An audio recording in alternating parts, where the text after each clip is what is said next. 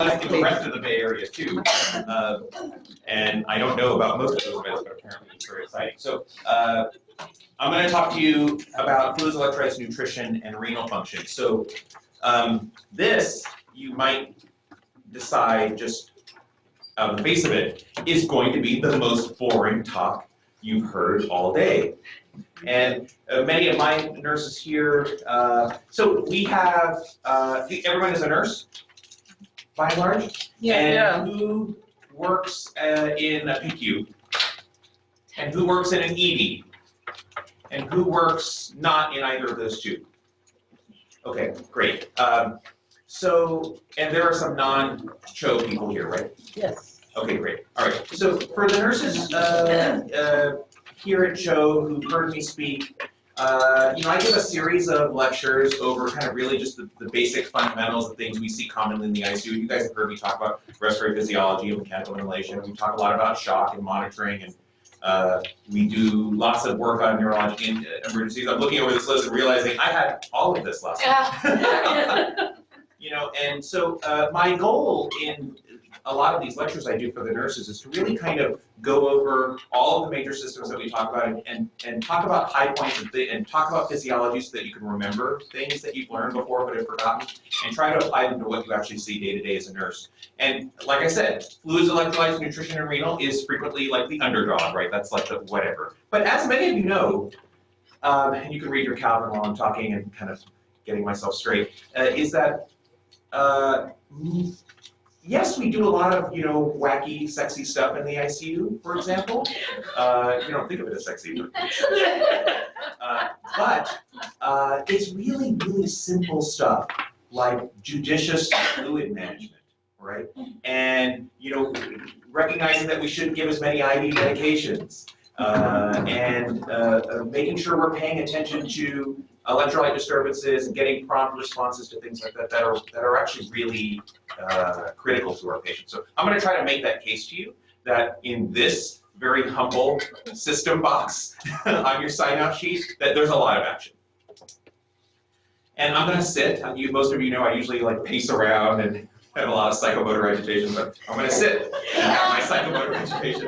Okay, so we're going to talk a little bit about maintenance fluids. What does maintenance fluids mean? We'll talk about how we assess volume status and how we perform volume resuscitation. These are really simple things we do. We'll talk about common electrolyte abnormalities. We'll talk a little bit about nutritional support. In fact, because we're going to maybe be limited on time and I'm going to be running at the mouth anyway, we may really skip over a lot of that. We'll talk a little bit about fluid overload diuretics and renal replacement.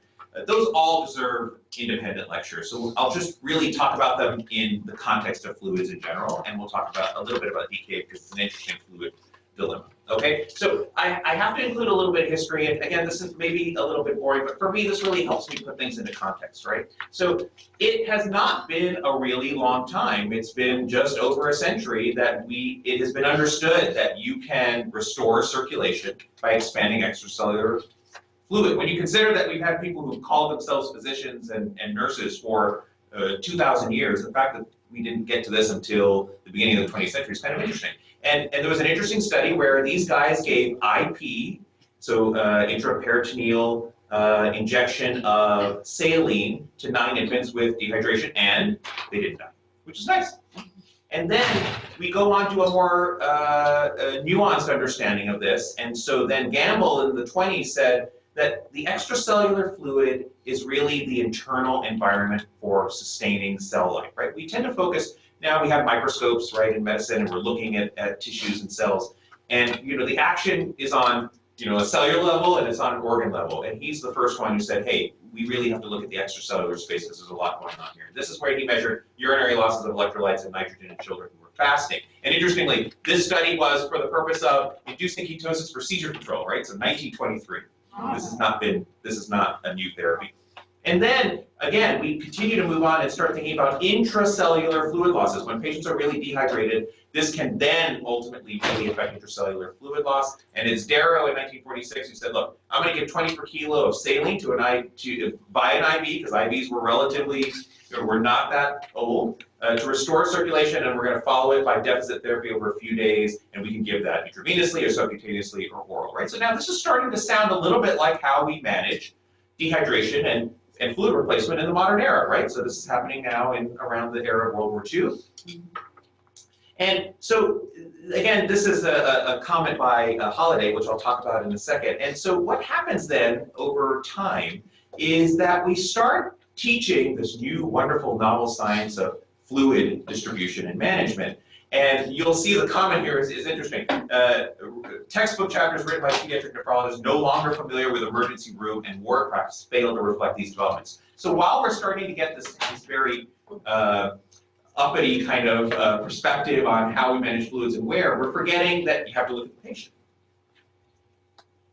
And so then comes this idea of maintenance fluids, right? So now more routinely in a hospital, and specifically in an inpatient pediatric ward, you're seeing lots of patients who have common diseases like gastroenteritis, for example, that would normally have a pretty high mortality, a morbidity and mortality, and you're admitting them, and you're doing fluid replacement, and they're doing better. And so how do you do this? What do you give the patient? And so it was Holliday with his colleague Seeger who in the 50s published this paper in Pediatrics, and they basically collected lots of data from lots of places. So essentially what this paper represents is just tabulated data from lots of different places that talks about roughly the amount of water loss we expect based on caloric expenditure. And this was really an important idea. We're gonna link fluid maintenance and fluid losses to caloric expenditure, metabolic activity, which is obviously very important. And so it's from this that we get this concept of 100 ml per kilo for the first 2 kilos, et cetera, and you guys, much simpler, 4, 2, 1, right? So this is a quick way of calculating maintenance IV fluids for a child, right? Now, sounds like one stop fits all, and you guys recognize that that's not the case. Holliday and Seeger are the first to really implicitly include metabolic water. So what's metabolic water, right? So this is the idea that when you metabolize protein, you actually produce a small amount of water as a byproduct of metabolism. And that's the minimum needed amount of fluid to actually excrete urea, right? So this is important because when we're talking about what a patient's fluid needs are, and we're not necessarily feeding them, right? This can alter our perspective on what's actually appropriate for that patient. So that's an important consideration that they understood a long time ago.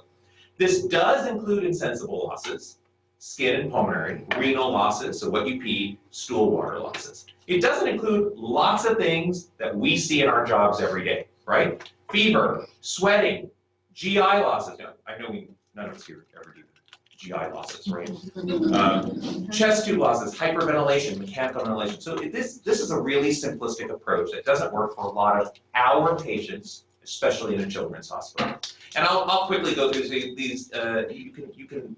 I like to put lots of diagrams and citations in my paper so that if people go back and look at the slides, they can actually figure out what I'm talking about. But this is an idea here again of relating calories to weight. And you can see here there's a basal metabolic rate, right? And that has a certain fluid requirement. And then there's the computed need for average hospital patients, and there's estimated total expenditure with normal activity. So you can see here that in general, what they're saying is that patients in the hospital probably need less calories than what a patient with normal expenditure needs. And this is also interesting especially for those of us in the ICU, because our pendulum has swung many times, right? It's like we imagine patients needing, we've underfed patients, and then maybe we've too vigorously fed patients, and now the pendulum is kind of swinging back to a more moderate rate. So this is, again, not old. Now, because we deal with such a large continuum of patients, right? Small premature infants, large obese adults, one size fits all doesn't work. And for many places, and this is going to be very evident if any of you happen to work on the oncology unit, which is that 421 has a lot of liabilities. We should use something that reflects more of the insensible losses in the body surface area of the patient. So the BSA approach suggests that you need probably more like 1,200 to 1,500 ml per meter squared per day. And a lot of that can be insensible losses, 200 to 500. Now notice this range, right? Up to 1/3 of the maintenance may be accounting for just insensible losses. And this is going to be important, for example, in little infants who are breathing hard, right? They may have a lot of insensible losses. So you want to take those things into consideration. We see lots of altered metabolic states. This is obvious to all of you, and I don't need to go over all of this, but patients can have increased metabolic requirements. We have this idea that we talk about in the ICU that we call ventilator maintenance, right? So let's say a patient's sick. and they're tachypnic, and they're labored, and they're dehydrated, they've not been taking good oral intake, they come into the hospital, and they get escalated, and then they get intubated. And what happens now to that patient? They're sitting there. Suddenly, instead of breathing 60 times a minute, they're breathing 20 times a minute. Right? They're not moving around a lot. They don't have as many insensible losses because you're treating their fever. They have an artificial airway with a humidified circuit, right? Do those patients need 100% maintenance? Probably not, right? So because of all of these things, we understand that if you just put a patient on maintenance IV fluids, and this, especially for those of you who've been doing this a long time, right? What did we do, right? Every time a patient came in sick and you intubated them, you lined them up, and you put all their stuff on, right? The resident has very dutifully written maintenance IV fluid. They've written for your carriers. You guys will not stop. You're relentless. Until all your carriers have been ordered, right? Just like last night. You have ordered their fentanyl and their Versed and their Epi and their 3 gallons of IV Bactrim and Ceftriaxone and vancomycin. And lo and behold, this kid's getting like 2.5 times maintenance. This is totally routine. And so, when I was a youngster, we talk about, okay, it's day 4, day 5, it's time to start ICU Lasix. You guys remember ICU Lasix? Right? What is ICU Lasix? Every intubated patient in the ICU got started on their Lasix, hopefully when they're getting better. And now they're about 10, 15 kilos up, right? And they're bloated like a beached whale. And now we have to diurese them because there's no way they're going to come off the ventilator until we get all this fluid off, right? Okay, so is there a better way? Probably there's a better way, right? So for many of us, we try to anticipate this in advance. And say, well, let's try to estimate this patient's needs and say they probably belong more in the category of, maybe 75 or 80% of total maintenance. Now, what matters much more, and any of you who've rounded with me know this, because I hammer this point incessantly, total fluids, total fluids, total fluids. In my opinion, every patient in the ICU, and probably everywhere in the hospital, needs a total fluid work. And this is going to be important, and I think this is, what's the first thing you guys report on your daily rounding sheet?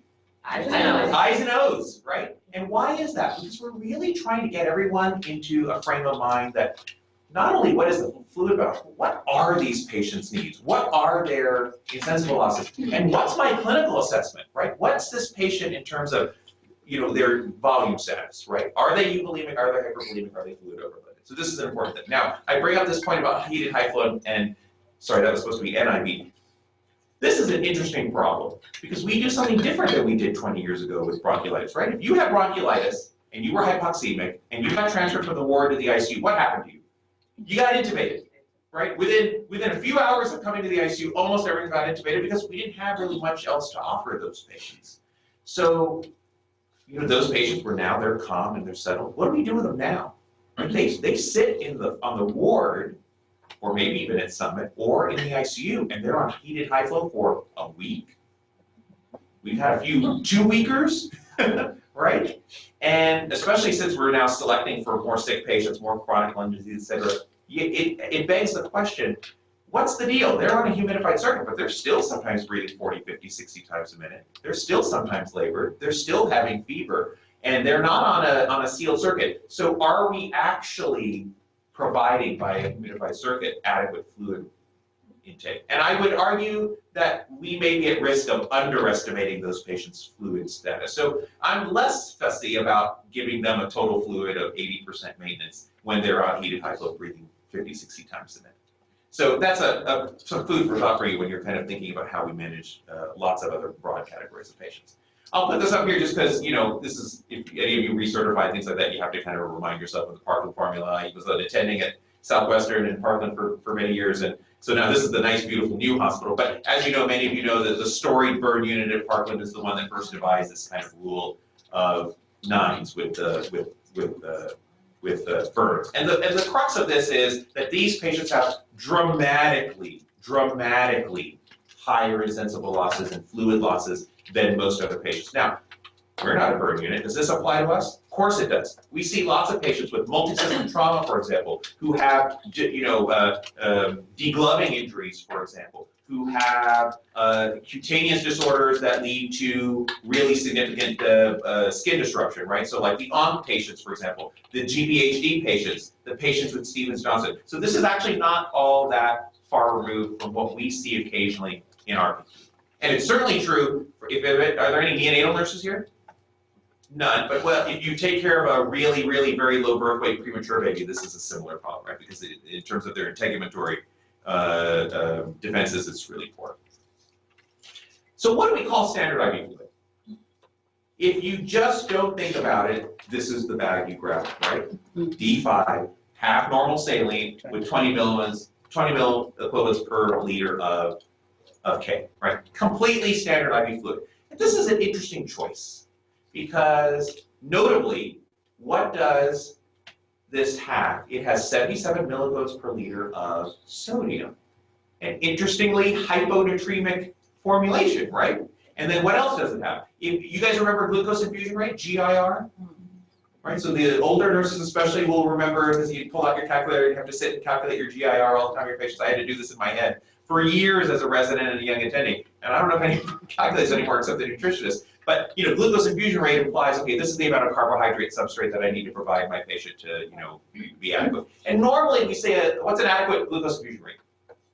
You guys remember? We'll talk about it a little later. It's more like 5 and above, right? So this standard fluid given at maintenance IV fluid rate only gives a GIR of 3.5. So this is interesting, right? Because the stock fluid you pick off the shelf really doesn't meet our patients' needs very well. Right? And it makes sense that for many of these patients, this is a stopgap, right? We're just going to do this in the short term. But everyone here knows we have patients in the unit, and they've been getting this fluid for like 5 days, right? And we haven't done anything about it. So important idea, right? Now, what's another good choice? I think most of our nurses, especially in the ICU, are really keyed in on this, and I think probably ED nurses as well, is that there's probably a time and a place for isotonic fluids, right? And specifically isonatremic fluids. So the idea here is that, hey, look, we have lots of patients with neurologic dysfunction. We have lots of patients who have a free water excess for lots of reasons, and we should control that by giving them normal saline or normal saline variant. And so what's the problem with normal saline? Yeah, not a very balanced solution, and we'll talk a little bit more about this later, but the idea here is that you're altering the normal distribution of ions and you may create other problems. And so now, the trend is very much toward more balanced solutions, and it might be that we can just use plasma NR. It's one of the rare instances where I can actually admit that, yes, our surgical colleagues have probably been right about this for decades, and we poo-pooed them, and they were right. This is actually probably a better choice for most of our patients. And then some people have dabbled with studies looking at starches, especially for volume resuscitation, volume expanders, and that has pros and cons, mostly related to renal injury, which don't really allow that to be a feasible choice for most of our patients. This is just to highlight some of the things I talked to you about, right? So here are common intravenous fluids, and you'll notice here again, look at the osmolarity of these fluids, right? So look at D5 half normal saline. It has an osmolarity of 405. What's normal human osmolarity? Like 300, 310, right? So hyperosmolar, but hyponatremic, interestingly, right? Look at plasma, right? So pretty balanced. This is looking a lot more like our serum. Makes a lot of sense. And you'll notice also other things in plasma like acetate and glutamate, which might be beneficial for patients with acid-base derangement. And then another common thing that comes up is, how much electrolyte are you giving? So you can see here, these are pretty standard ranges for what many in pediatric patients need. Obviously, it varies depending on your size and age, right? But usually 4 to 5 millicodes per kilo per day of sodium is about what you need. 2 to 4 millicodes per kilo per day of potassium is generally what you need in the absence of other confounders. So this seems to be a really good choice. A beef against Plasmolite in the past was, well, normal saline is ubiquitous and cheap, and Plasmolite isn't. Well, boy, have times changed, right? Many of you, especially the older nurses, are going to remember when we've suffered through, I don't know, I think there's been like 2 or 3 international saline shortages, right? So this is not an uncommon problem,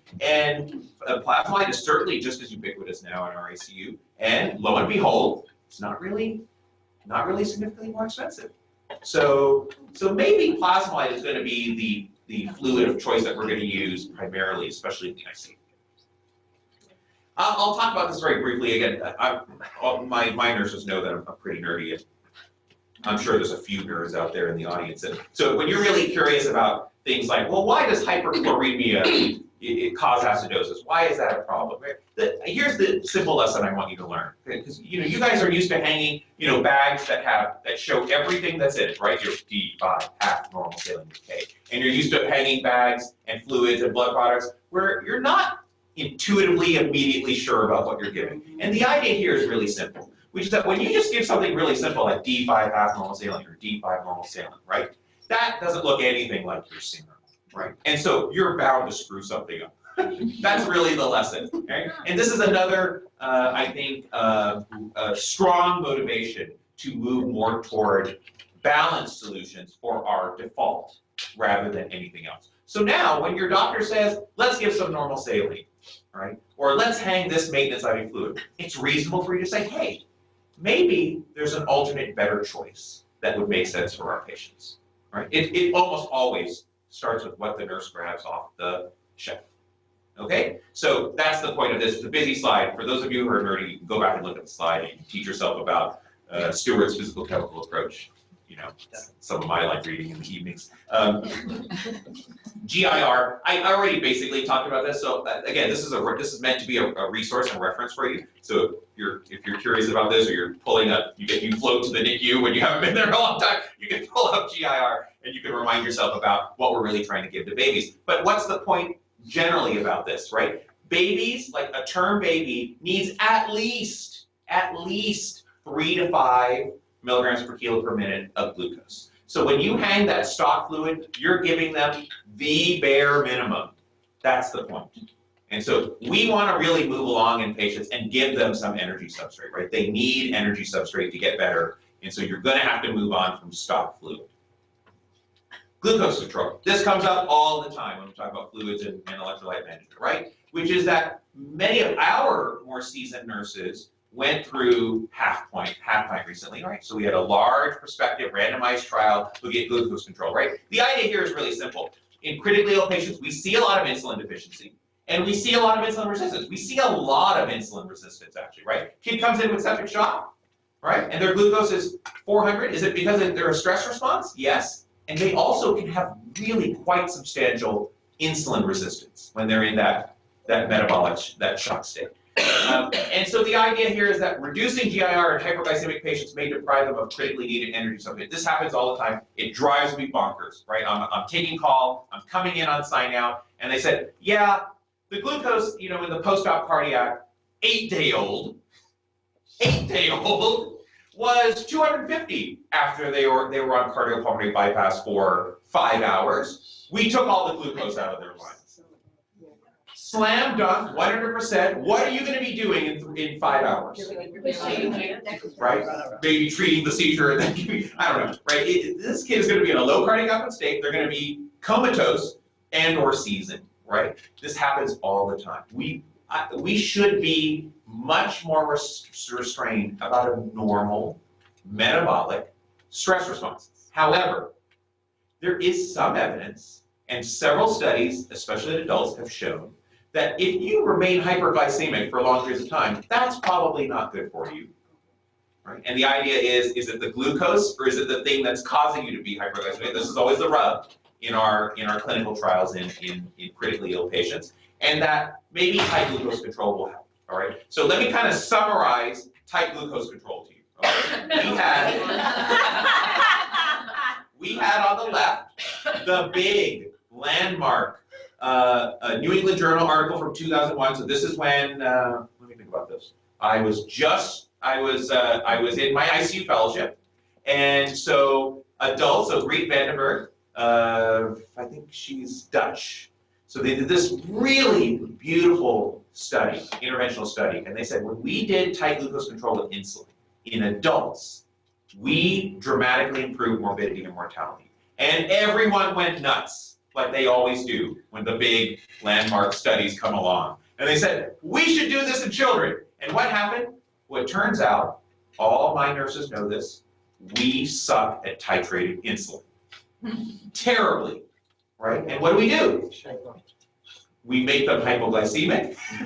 We give them toxicity, right? So we have this whole ridiculous array of problems.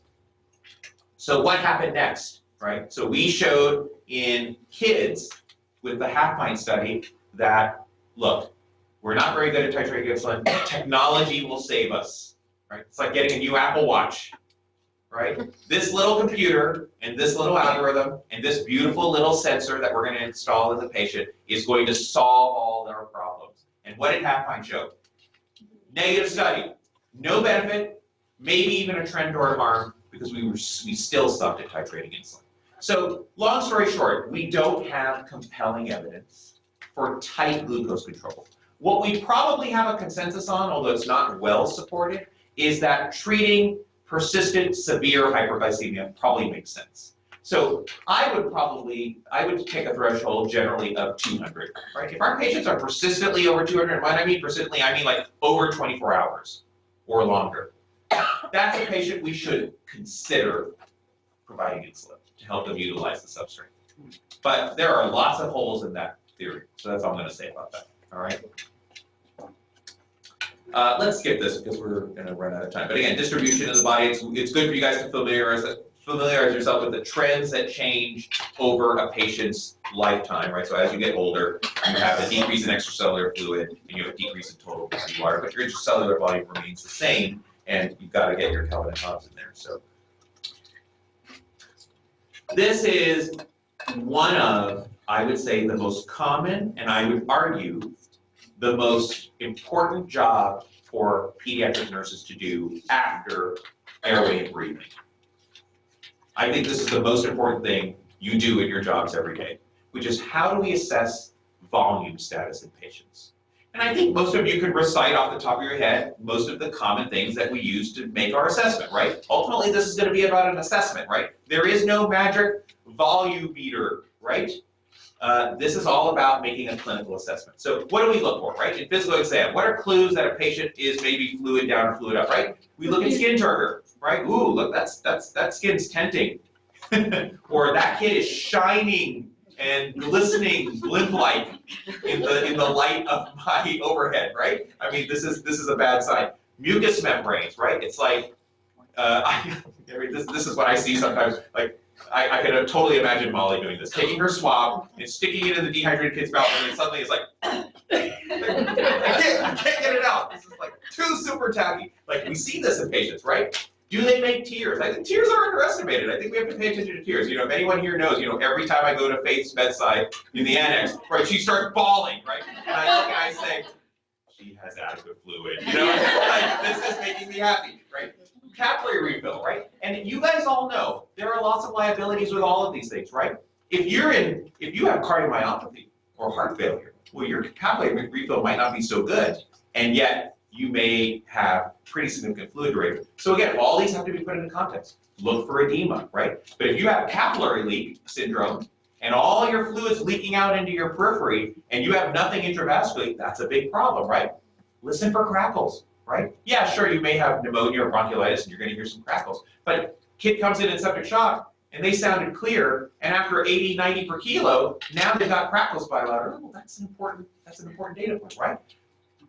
All my nurses know this. I really fuss about this. Did you listen for a gallop? Did you feel the damn liver, right? Don't talk to me about fluid status unless you know where the liver is, right? And everyone here knows when I assess a patient when they're rolling in from the OR, the first thing I do is I put my hand on the liver because I just want to know where I'm starting from. It's a piece of data, right?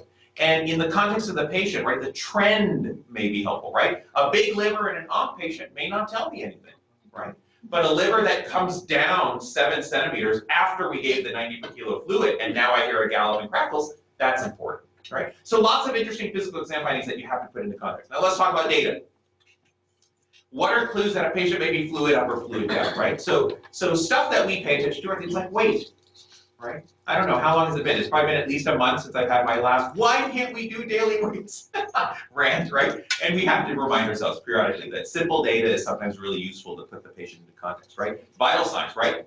The patient's really tachycardic and they're out 3 liters, that's important, right?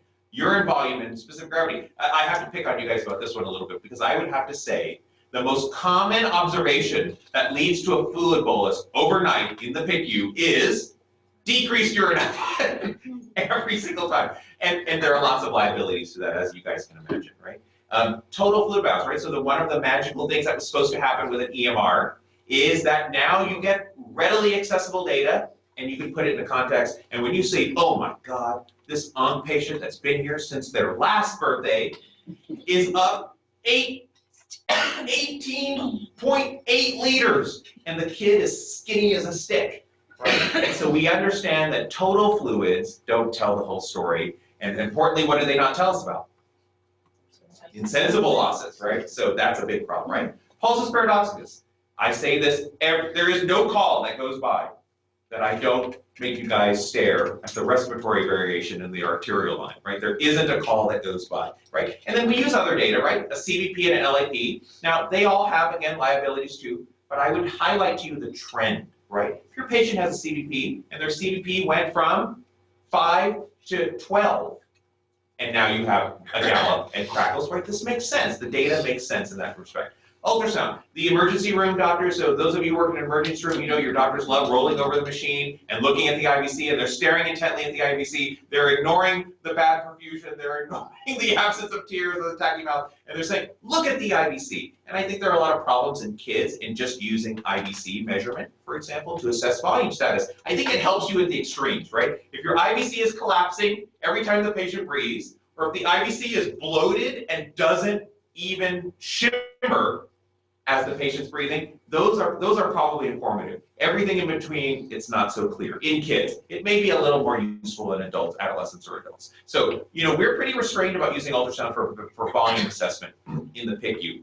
There just hasn't been a good reason to do it. Wedge pressure, right? So the old timers, will remember when we put in swans, because I have no idea what the patient's fluid status is. We don't do it anymore. Long story short, it's not worth the trouble. False contour analysis. Anyone here work in an ICU that uses a PICO monitor?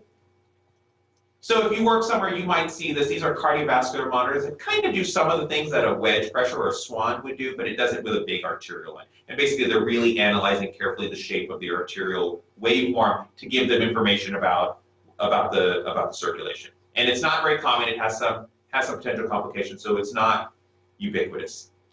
Straight leg raise. So I harp on this a lot. I think I've gone through my career of when you're younger and you're really interested in technology and monitoring and data and labs. And now, it's just funny. I consider myself like the old timer in the sense that I'm wanting to go back to really basic stuff and really the simple things like physical exam. I know you do it. Think about a simple thing, a leg raise. How do I know if my patient's going to respond to fluid? Push on their liver, right? Stick their legs up. It gives you a quick, easy insight in a patient on what the role of fluids might be for those patients. And that's a super easy thing to do. What's the leg raise? Huh? What's the leg raise? Right, so your patient's supine on their back, right? Right, and what do? You see, oh, the patient's hypotensive, I'm assessing the perfusion, I'm assessing everything else, and you just grab their legs and you swing them up in the air. I've been doing this a lot, people are looking at me like I'm nuts, but this is not a new thing, right? And what are you doing when you do that? You're increasing their venous return, right? What are we doing when we push on their liver? We're increasing their venous return, right? So you're giving them a little quick, short fluid bolus. And if you happen to be lucky enough to have an arterial line, you can see the impact. And that's a nice way of saying, okay, I'm worried about the effects of fluid resuscitation in this kid who's got, who's on a PEEP of 9 and 60% oxygen and has some problems with oxygenation, but I have a good justification. I've done a straight leg raise and this seems to help the blood pressure. So that can be really handy. I've said this multiple, these are things that I think most people don't do a lot that you should do more often, but ultimately, this is the thing I think a good nurse has to do repeatedly, right? I can see that this patient is fluid up, for example, and that I can see Epic is saying that they're 18 liters positive.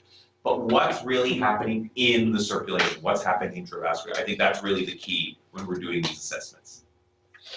This is just, yes? Sorry, just to clarify. So if you do the leg raise and you see an increase in their blood pressure, is it the degree to which it increases? I think it's really simple, and I kind of look at this in kind of a binomial fashion. It's like fluid is probably good in that patient. Now, this is very important for a lot of our more chronic patients. So I'll give you an example. We have a patient right now who gave us a lot of trouble last night who has really significant problems with circulation and has problems with the kidney, has problems with circulation, has problems with neurologic assessment, and this is a patient that if we give a lot of fluid to, would be really consequential because of their ventilatory needs. And so this is a great scenario where you could say, you know, the benefits of the fluid are outweighed by the toxicity, and I'm going to focus more on, for example, inotropic support maybe, or vascular tone.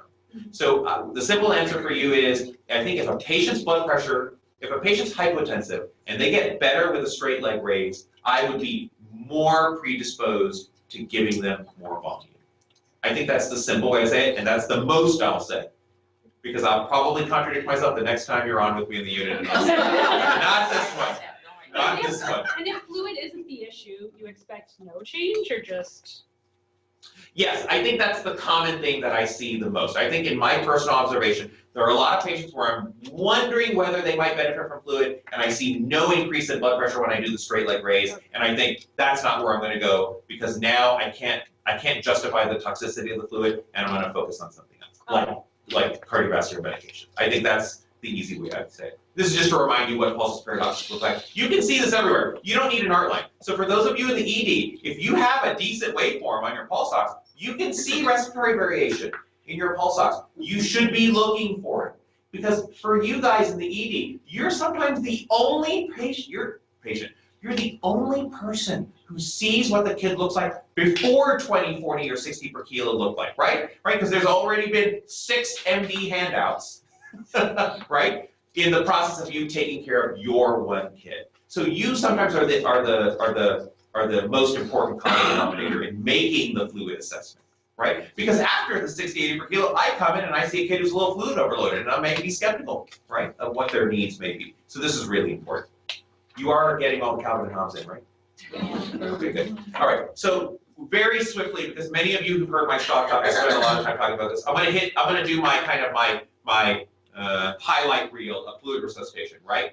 An IV is not inferior to a central line, right? Everyone here knows that. If you can't put in an IV, for the love of God, put in an IO quickly. You know, when I was a youngster, we'd kind of stand around and say, well, I'm not going to put in an IO. Are you going to put in an IO? You should put in an IO. And now, you guys, Rita's running over and saying, I got it, I'm going to do it, right? It's like, we don't have as much of a high threshold for putting in an IO, and we've got to do that pretty quickly, I think. And I've told you many times, consider the lumen size, right? You know, there's a contradiction to what I'm about to say. You know, pushing through a central line is not fun, as most of you know. However, I have to say, just as a side note, there is a baby in the ICU who was really problematic last night, who has a frickin' 1.8 French double lumen PIC. And I've got to tell you, that damn IV is magic. I mean, I can't believe the stuff we put through that, and I think that offends most of our sensibilities, especially among the experienced nurses. It's like, do you want to be pushing a lot of fluid through a it's essentially the same as a single lumen 0.9, right? No, don't do it. But I tell you, technology is getting better, so maybe this is going to be an option for us in the future, but that's generally not what we do, right? We're always talking about fluid amount. I'll speak more about that in a second. Speed, we generally think it should be fast. That's generally what we think in a patient, for example, who's in shock. And again, many of you have heard me say this many times. There used to be a lot of vigorous debate about crystalloid versus colloid, and it comes up every day on the cardiac patients. I like albumin. Albumin makes me feel better. Well, the data's just not there. So I'm the one who's generally saying, put the albumin away, give me some plasma. It doesn't seem to be inferior, and there's data to support my position. So just so you guys know, it's not so clear. Now, everyone here is familiar with this, should be familiar with it, right? So this is the septic shock guidelines, right? So I want to highlight, what does this thing say? Initial resuscitation. Push, push, push, push, right? This is important. Push boluses of isotonic fluid, right? Up to and over 60 per kilo until the perfusion improves or unless rales and hepatomegaly develop, right? And what's the time frame that we're supposed to do our 60 plus fluid? 5 to 15 minutes. How often do we do that? Never. It never happens. And it's a shame because there has been data in the past that suggests that the closer you do to the guidelines and the faster you are, the better. But there's a caveat. There's always a caveat, which I'll get to here in a little bit. This is right out of Harry Lane. You guys still do Harry Lane? Right, the youngsters, you have a Mary Lane. Okay, so this is right out of Mary Lane. I've been looking at this damn thing for 30 years, and this is the guideline for dehydration in kids. And notice here, infants, right? So you see infants, mild dehydration, 5% dehydration by body weight. Moderate, 10% dehydration, right? And look at the 10%, moderate, dry membranes, tachycardic, little to no urine output, lethargy, sunken eyes, fontanelles, right? And then severe, 15%. Okay, now we all focus on 60 per kilo. You're a 10-kilo kid, and you're moderately dehydrated, you're down at least 100 ml per kilo. Okay, so there's nothing magical about 60 per kilo. Go back to your assessment. Do your assessment, get the fluid in, reassess, give more if it's indicated. So the 60 per kilo shouldn't hold you back, and I'll just highlight this very quickly. When people ask me, where does the 60 per kilo come from? One of my mentors in fellowship, so this was Joe Carcello's paper that was published in JAMA. This is 1991, and what's interesting about this paper is that this is a lousy retrospective review of fluid strategy in severe septic shock and multiple organ failure. A retrospective review. Normally this would be considered pretty low quality evidence. And what did we learn from this? We learned that when we used to not give fluid because we were worried about ARDS, patients died. When we gave them fluid, and you can see here, group 3, greater than 40 ml per kilo in 1 hour, they died less. That's what we base this on, 60 per kilo. On the tablet, brought down from the mountain, came from this lousy retrospective review. So, there you go. That tells you everything you need to know about dogma. And more importantly, when they got more fluid, they didn't have more ARDS. That was the point of this paper, really. Okay? Now, interesting new data. All right? Fluid bolus over 15 to 20 minutes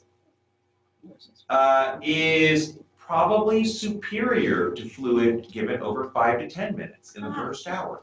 Right? Randomized controlled trial in pediatrics, and it suggests, well, maybe we've been too aggressive about how quickly we give fluid, because we're still having to do ICU Lasix later on in the course, right? So I didn't show you, there's tons of new papers like this that are implying that maybe the pendulum needs to swing, and we need to be a little more restrained in how we give fluid resuscitation. Now, I'm not sure this applies to the hypotensive kid in fluoride septic shock down in the ED, but I think in the ICU especially, or as an inpatient, I think we can think about being a little more restrained, but I think it's true everywhere. This is the classic SAFE paper, New England Journal 2004, right? This is the one that said, hey, it doesn't seem like albumin is better than crystalloid, and it's more expensive, and there may be more toxicity. So there's good rationale beyond the SAFE study that implies that we don't get a lot of benefit from albumin over crystalloids. That's the point of that. So going back to this issue of we are giving fluid, how do we know when enough is enough?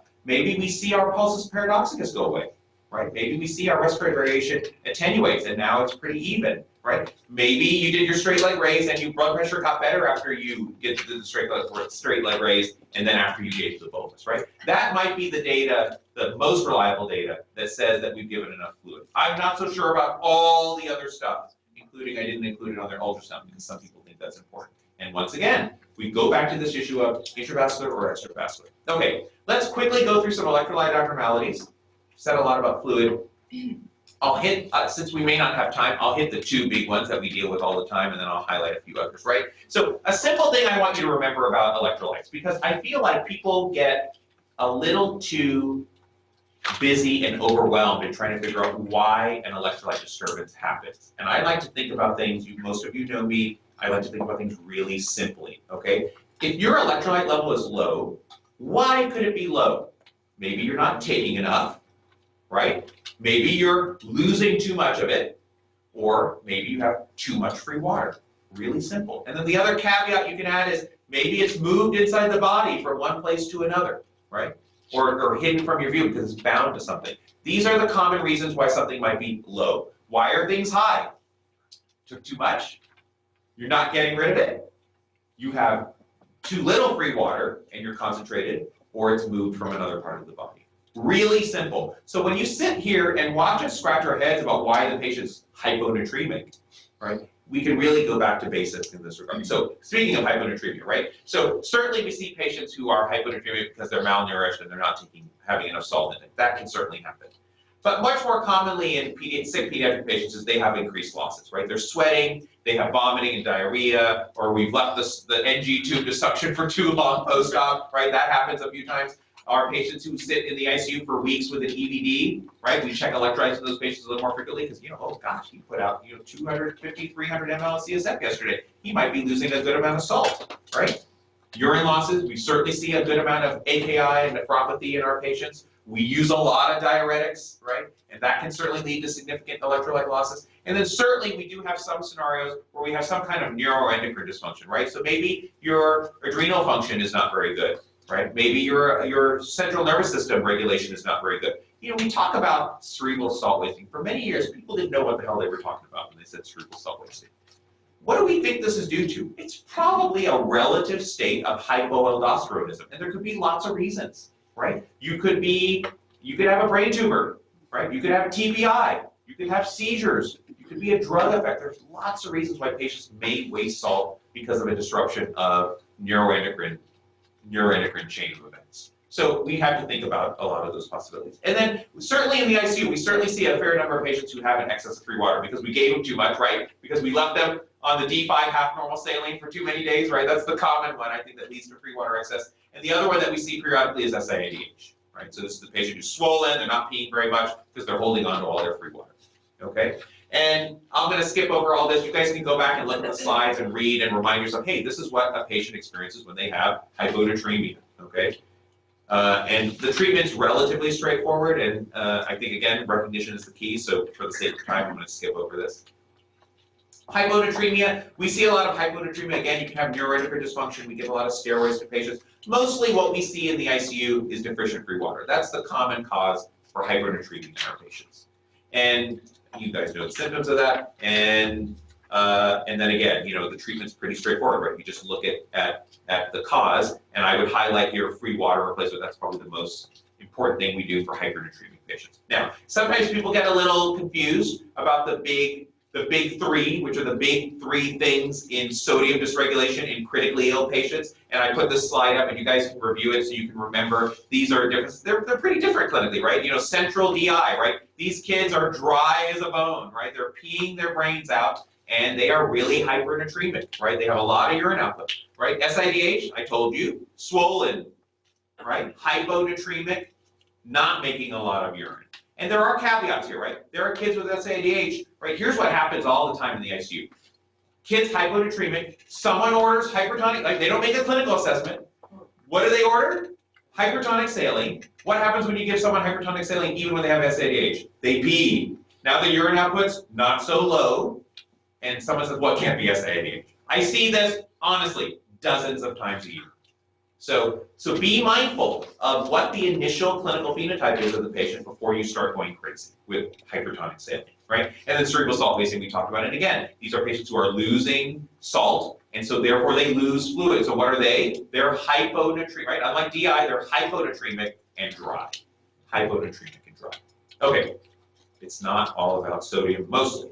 Right? Hypokalemia. I'm going to highlight a few things here, I think these are good pearls, right? Most of the hypokalemia we see is due to us, diuretics. That's the most common thing, but certainly we have patients who have other etiologies, including GI losses and sweat, right? And then the other thing that I think we as physicians and nurses have to be mindful of is how much things we do pretty often affect compartmentalization of K, right? So I was sweating this morning.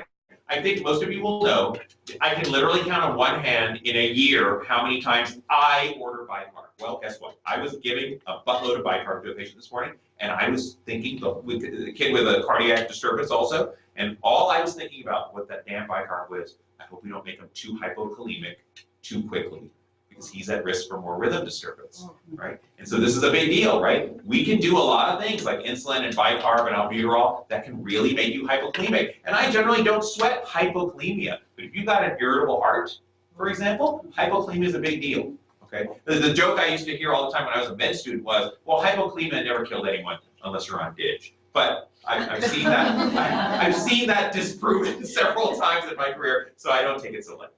All right, and then again, we're familiar with most of the symptoms, but I would highlight again, lethargy, irritability, constipation. We cause this all the time in our patients, right? and you want to give it. And we get this question all the time, how are we going to replace the K, right? On our board, I believe, we don't give parenteral K, correct? Yeah. We do, we can give IV K? No, on the Yeah, ward. On the ward. Yeah, I didn't think so, yeah. So this is important, because I always like to cite, this is, again, lousy retrospective review from a children's hospital.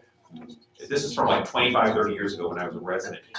What's the most common cause in a children's hospital of non-hypoxemic cardiac arrest? It is iatrogenic hyperkalemia. So I think we should be very mindful of giving IV replacement of K. We give it in the ICU, but it's different, right? We have protocols in place, we have monitoring, but I think we should still not take it lightly. I think that's the important point about K, and we should always be trying to use parenteral replacement. And the feedback I get from nurses all the time is, oh, but it's so noxious, and it makes them so crampy and uncomfortable. And I said, better to die. Is my answer most of the time. But there's a role for both, I guess. And I'm going to skip this, because you guys generally know about most of the causes. Although I'll highlight one thing, acidosis, right? We see patients who become progressively acidotic. Thank you. Oh, and then hemolysis, right? So that's the other thing, right? Your first instinct in a K who doesn't have any underlying predisposition, who suddenly looks very hyperkalemic, you should be thinking to yourself, well, how hard was it to draw that? Or how long was the tourniquet on? Or how many capillary blood gases has actually happened in the last hour, right? So I think a lot of the time we get inaccurate measurement of K, and that can throw us off, so your source is really important. Now, I drew a K out of a central line last night, and it was really hard and sluggish, and it was hyperkalemic, and we acted on it, and it was not right. Right? So it happens. You know the symptoms, you know the treatment. Well, here, I'll highlight the treatment because it's useful in a pinch to remember what we do for severe hyperkalemia, right? What are the things we can do for life-threatening hyperkalemia, right? Stop the K, right? And then you can give them diuretics, K-Exlate, bicarb, insulin, albuterol, calcium. And the chances are, if you have symptomatic hyperkalemia or hyperkalemia with EKG changes, the kids get all those things, which is maybe fine.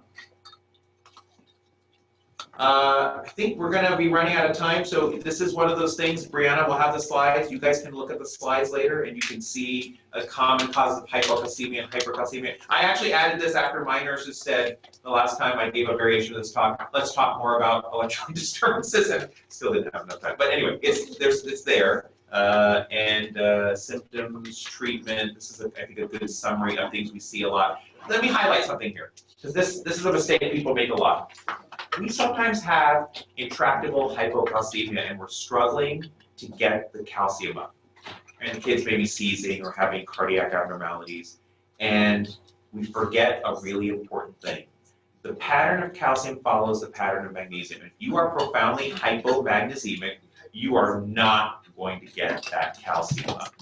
So when you're struggling with persistent refractory hypocalcemia, think MAG. Isn't it ironic in our hospital, the quote-unquote comprehensive metabolic panel does not have magnesium in it? You got to ask for it. And in an ICU especially, and potentially in the ED, recognizing and treating hypomagnesemia is probably more important than we think it is. So I would urge you guys to, we think of the big three. We think about sodium, potassium, and calcium. But I think you have to add MAG, at least recognition of the possibility in there. And I think you have to also add, and I'll kind of, again, I'm scrolling, MAG we talked about, is phosphorus. I think that's another one. It's not really very harmful for a patient to be hyperphosphatemic for a long time. It's rarely very consequential, but certainly we see a lot of patients with profound hypophosphatemia. And those patients are weak, and they're hypotensive, and they don't breathe well. And you can't get them off the ventilator. Why? Because they have some kind of metabolic and electrolyte derangement, and we can't get their phosphorus up. So that's another one I think that gets missed a lot in patients who are not acting right. And you can go back and look at the symptoms and causes, and I'm sorry I haven't allotted enough time for that, but I think it's important to review. I'm going to skip nutritional support because there's just not enough time to talk about it. But I will point out when you look at the slides, my summary thing, right? So this is a big long paper, it's like 60 pages or something, and this is a pretty recent consensus guidelines on nutritional support for critically ill children, and here is the summary page. Okay, and what's the important take home for here that I would press on you guys?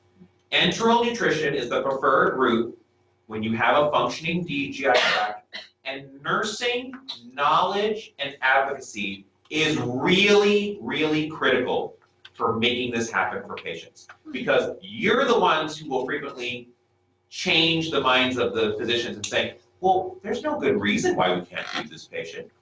Or, I don't think that this actually represents a degree of intolerance that needs to have the feeds interrupted.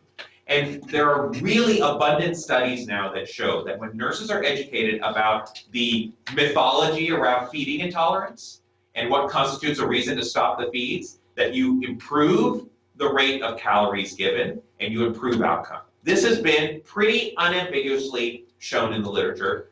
Nurse-driven enteral nutrition algorithms are also quite efficient and effective. So this is really the next step for us in terms of nutritional support, which is really putting this well in the domain of nursing protocol. Okay, Are so you that's what I'll saying say about that, that we suggest, like a change in their order, given, like, that they're gonna have to be turned off for an hour for their respiratory treatment? Well, so this is the thing, right? You guys know that there's a lot of disagreement about this, right? So what's the evidence that you should stop airway clearance therapy around feeding? None. There's no data to support that. It's all anecdote. So I don't know what the right answer is. And we do crazy stuff, right? We turn off these feeds for 2-3 hours around their damn vest. Yeah. So I don't know, Sarah, actually is the answer. I don't know. And that's what makes me annoyed. That we don't know. And we're doing a lot of stuff and we have no idea if it's useful. But what we are doing with certainty is we're reducing caloric intake and we're probably affecting outcome. But That's a sometimes, certainty. but sometimes we look to see how the kid is tolerating it too to make that decision. Yeah. And so I think that goes to the question of what do you call tolerance? And this is what's really interesting. So if you guys do a search for feeding tolerance on PubMed, you get a bunch of papers. And what do those papers say? They say nursing assessment of feeding intolerance is frequently not correct. Now, what do I mean by that? You guys aren't doofuses. You're pretty damn smart. But I think conventions that we follow about what constitutes feeding intolerance, right? So if the kid vomited, what happens routinely? Their feeds get turned off for an hour or two and then I restarted it. And the evidence seems to be on the side of, not necessary. Now, here's another interesting thing. I was just reading this paper about a week ago, which is that if you, let me make sure I can say this correctly. If you teach nurses, if you give them a quick review, that most of the indications that they normally would stop feeds for are probably not necessary. You reduce feeding interruption, you increase caloric intake, and you improve outcome. I was just reading that paper. So, and there's a bunch of papers like that. So it really comes down to education and probably us passing along conventions that are not well supported. That's common, of course. We deal with that problem all the time. Yes? I feel like we get better outcomes when it is an NJ, no matter the size of the patient. And Funny you should say that. we do a really good job advancing it to an NG once we extubate. Yeah. And I do see less stopping of feeds Yeah. with vomiting, even with an NG. Yeah, excellent point. So I just want to highlight to you, so this is our old feeding protocol that we used to use in patients, and this is going to be updated, and I'll highlight here, is the patient an aspiration risk? Yes, we should place an NJ, right? So this is one of the things that will probably change in the new iteration of this because the evidence doesn't seem to support this. And then here is our new TBI feeding protocol, and this is worth you guys looking over. I had to hunt all over the damn place for this, and then eventually the nutritionist just sent it to me because they had it in their folder. But I didn't realize this had been updated 2 or 3 years ago, and we don't follow it. I'm just telling you right now. We don't follow our TBI protocol, so we need to do this. And this is just more information, which I'll skip over right now. But get this idea of feeding intolerance, right? So the idea here is simple, right? Maybe transport alert tubes are superior to gastric tubes in terms of feeding tolerance, right? And the idea here is, well, you may reduce aspiration and VAP risk. The data says no. Positive pressure ventilation increases your aspiration risk. The data is totally not clear to know. Bolus versus continuous, what's better? What do we do when we're worried about aspiration risk? Continuous, what's better? Bolus. Do residuals matter? I love this one, this is my favorite. For anyone who's ever been in a PICU, I spent 3 painful years of my life as a resident doing a lot of PICU, and my favorite part of the night was, look at this residual! You've all done it, you guys. Okay, and do residuals matter? No! They don't matter. I couldn't find a single paper that suggests that actual assessment of residuals matters. It does make you feel better. What do we deal with? Nausea and vomiting, right? This is a common perception, right, about feeding intolerance. And the idea is that we have lots of patients in the ICU for lots of reasons who have significant nausea and vomiting. And we probably don't do a very effective job of treating them. We have, at least in draft form, a post-op nausea and vomiting protocol. And yet we still seem to make it up for every post-op visit. So wouldn't it be nice to have a nurse-driven protocol that said, I'm ready for this, please write the order. I'm ready for this, please write the order, right? Ileus, thank you. Bowel sounds. Does bowel sounds tell you when the bowel is moving?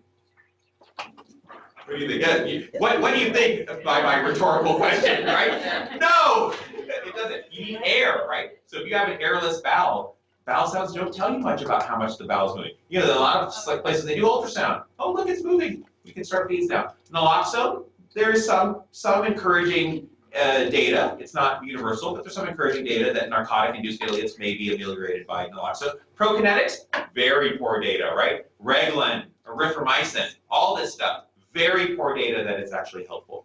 And then we have lots of constipation. You guys know I'm obsessed with this, right? It's like mush, push, gush, man. You gotta get that poop out, right? And then I put it up here just for food for thought. And honestly, the simple answer is I don't know what the data is. Well, should we be doing goofy stuff to the microbiome, to your enteric flora? Some people think you should. My default position is, you muck with stuff, you're gonna screw it up. So I'm just not sure anymore about anything. And then here's what we think is probably the best evidence for feeding. Gastric bulb feeds are better. Please don't measure the residual, and for the love of God, don't show it to me. Bowel signs of hard air, not always an indicator of whether the bowel is working. We need a post-op nausea vomiting protocol. Naloxone is probably useful for narcotic ileus, push, mush, gush. Very quick comment, because I have like 3 minutes left. Fluid overload, diuretics, renal, but this is really more, I think this is more focused on physicians making clinical decisions about how we're going to do things, but I'll highlight a few things that I think it's important to remember because we forget. Fluid is a drug. Fluid is a drug, and that's how we should think about it. Not all hypotension needs fluid, right? When you give it 100 per kilo and your patient has horrible capillary leak and they're already got crackles and rows and their PEEP is 10 and they're on 80% oxygen, maybe it's time for some epi. Right? Creatinine is a late indicator of renal injury. We need to think about renal injury sooner in our patients rather than later. And maybe the right answer is we look at fluid overload, okay? There's this new concept now of de-resuscitation. What's de-resuscitation? It's backing up from the 5 to 15 minutes of 60 or 80 per kilo. Maybe we need to now back away from that and not make a bigger problem, and then maybe we need to now work very actively on removing fluid. And we can do that with lots of things, diuretics, renal replacement therapy, and people will debate renal replacement. This is not the time for that discussion. I put it in here. So there's a gajillion slides, especially for the PICU nurses. If you kind of want to refresh your memory on, hey, what's the current state of the art of, are we wanting to do CRT earlier, or are we not wanting to do CRT earlier? Because you guys hear both messages all the time. Look through the papers, it's all there. Right? Here's where your diuretics work. And this is a good reminder, what am I doing with my diuretics? So this is just a resource for you. There are lots of issues with diuretics, which I'm not going to talk about because we don't really have time now. Percent fluid calculation, I think this is important and nurses can recognize this. And this is the data that supports the idea that, hey, maybe we should do CRT in patients who have fluid overload.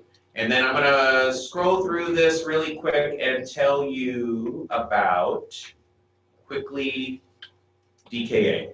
The dogma in DKA is excessive fluid resuscitation results in or contributes to cerebral edema. Okay, that's the dogma. Rapid osmolar shifts cause cytotoxic edema. That's the dogma. Probably not. Okay, so we now have a lot of new data. These patients are pretty at high risk, so they have lots of reasons why they might develop cerebral edema. Okay, and the mechanism is probably related to ischemia reperfusion. And there's lots of data, which I've given here, including the DKA fluid study. And what's the bottom line with the DKA fluid study? No differences among groups in outcome or adverse events, but they got different concentrations of different amounts of fluid. Isn't that interesting? Yep. And the subgroup with the most severe DKA had faster improvement in short-term memory scores than the rapid group. So when and this is what I was taught when I was a resident, right? Is that before you worry about fluid-induced mortality in DKA, treat shock. Treat shock.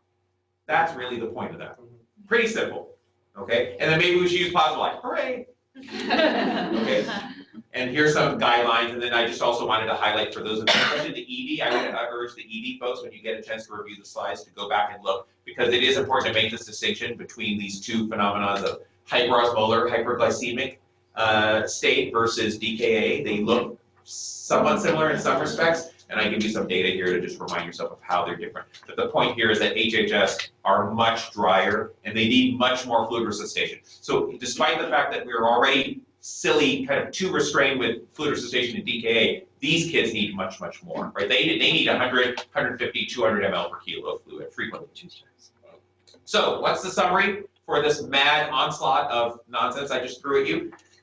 Match your total fluids to your patient's needs. Your fluid assessment really matters, because on over an 8 or 12-hour shift, you have a much better grasp of how the patient is trending than the resident or the attending who comes in for call. Not all fluids are equal. Be thoughtful about what bag you pull off the shelf. Resuscitate patients who need to be fluid resuscitated and reassess. Don't be afraid to go the distance for fluid resuscitation. But it might be that we've been too fast and too aggressive, and we will have to consider the consequences. That's what you should remember, right? Electrolyte disturbances are common, and frequently we cause them. Early thoughtful animal nutrition is probably good. Fluid overload is probably important, and we should pay more attention to it, and we should talk about it, and probably nothing we do for DK matters. Okay? Lots of people help me, lots of smart people. You